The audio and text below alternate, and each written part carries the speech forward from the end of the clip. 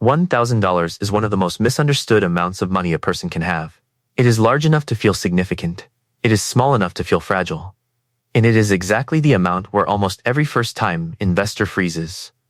Because the decision suddenly feels far bigger than the dollar amount actually is.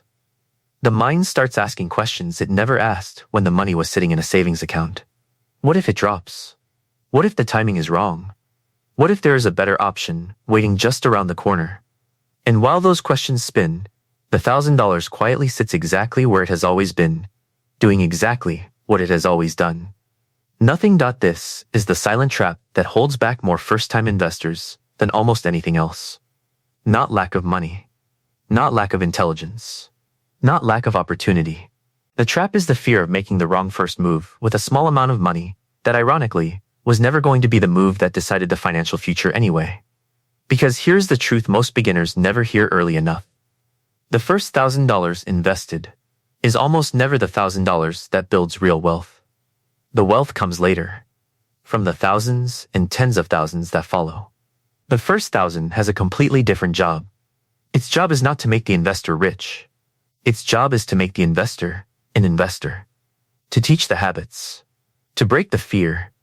To begin the relationship between a person and the long-term market that will eventually become the actual engine of their financial life. Once that idea is understood, everything about investing the first $1,000 becomes simpler. The pressure drops. The decisions get clearer. And the journey that felt impossible to start suddenly becomes very easy to begin. So in this video, the realistic beginner's playbook for investing the first $1,000 will be broken down step by step. No complicated strategies. No predictions. No assumptions about timing the market. Just the honest framework that helps a first-time investor begin in a way that actually lasts. Let's start with the part most beginners get completely wrong from the beginning. They assume the most important decision is what to invest in. It is not. The most important decision is whether the foundation underneath the investment is ready. Because investing $1,000 without a foundation is one of the most common reasons new investors panic, sell early, and walk away believing the market is against them. The market is not against them. The structure underneath them was simply never built. So the first real step of the playbook has nothing to do with choosing an investment. Step 1 is to make sure the $1,000 is truly free money. Free does not mean extra. Free means money that the person can genuinely afford to leave untouched for several years without needing to pull it back out. This is the single most overlooked rule for beginners.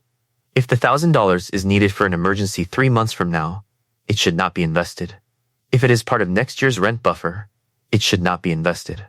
Investment money has to be money that is allowed to sit, to fluctuate, to move up and down, without the investor ever feeling forced to interrupt it. The reason this matters so much is simple. Most beginner losses are not caused by bad investments. They are caused by good investments that were sold at the wrong moment, because the money was needed too soon. Step 2 is to define the time horizon honestly. Investing is not a short-term game. The math of long-term investing only works because time is given the room to do its quiet work.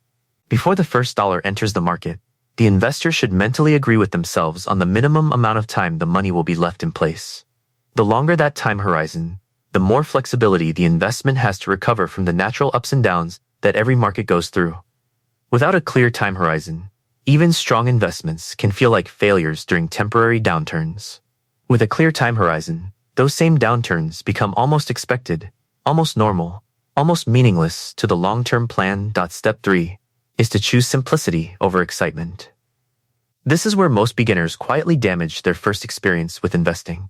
They start scrolling, comparing, researching, and slowly convince themselves that they need a clever strategy to justify the decision. Individual stock picks. Trending sectors. Whatever the loudest voices online happen to be promoting that month. The reality is that for a first-time investor, the simplest path is almost always the most powerful one. Broad, diversified, low-cost market exposure is the approach most financial educators consistently point to for long-term wealth building, because it removes the burden of having to guess which company will win and which will lose. Instead, it allows the investor to participate in the overall growth of the economy over time. There is nothing exciting about it. That is exactly why it works. Step 4 is to commit to consistency from the very first day. The $1,000 is the starting line, not the finish line. The investor who places $1,000 into the market and never adds another dollar will have a very different experience from the investor who places $1,000 in and then quietly adds a small consistent amount every month afterward. The second investor is the one who builds something real over time.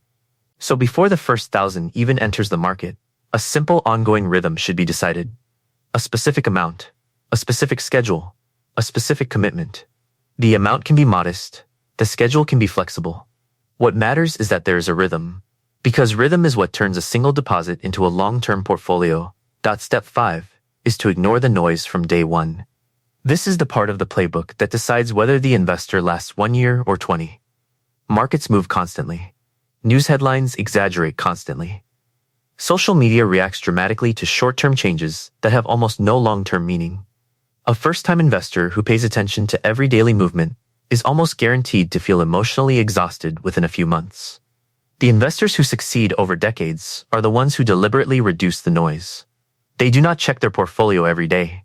They do not react to every headline. They follow their plan, they let time do its work, and they spend almost no energy on movements they were never going to act on anyway. Now here's the honest picture of what investing the first $1,000 actually feels like. The first few months feel almost anticlimactic. The number barely moves. Sometimes it dips slightly. Sometimes it rises slightly. The portfolio looks almost identical to how it began, and a part of the mind quietly wonders if anything is happening at all. Around month 6 or month 9, the rhythm of regular contributions starts to make the number feel more solid. By the end of the first year, the portfolio has a shape. By the end of the second year, the habit is fully built. And somewhere between year 3 and year 5, the investor realizes that the $1,000 they once hesitated over has been quietly joined by far more, and the long-term picture is finally beginning to look like the version that was promised at the very beginning. Think of it like learning to ride a bicycle. The first few attempts feel awkward and uncertain. The balance is not natural. The motion does not feel right. But every attempt builds something the previous one did not have. In one day, almost without noticing the exact moment, the rider realizes they are no longer thinking about balance at all. They are simply moving forward. The bicycle did not get easier.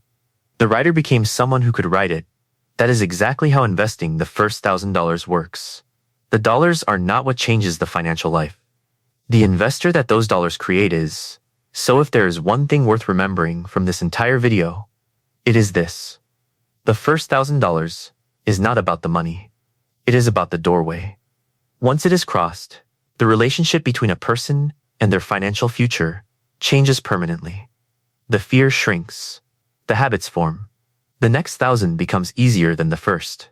And the long-term wealth that once felt reserved for someone else slowly begins to feel like something that is finally being built. And here's the closing thought worth carrying. The biggest reason most people never build long-term wealth is not that they invested poorly. It is that they never invested at all. The first $1,000 is not the 1,000 that decides the destination. It is the 1,000 that decides whether the journey ever begins. So which step feels most relevant right now? Making sure the money is truly free, defining the time horizon, choosing simplicity, committing to consistency, or ignoring the noise.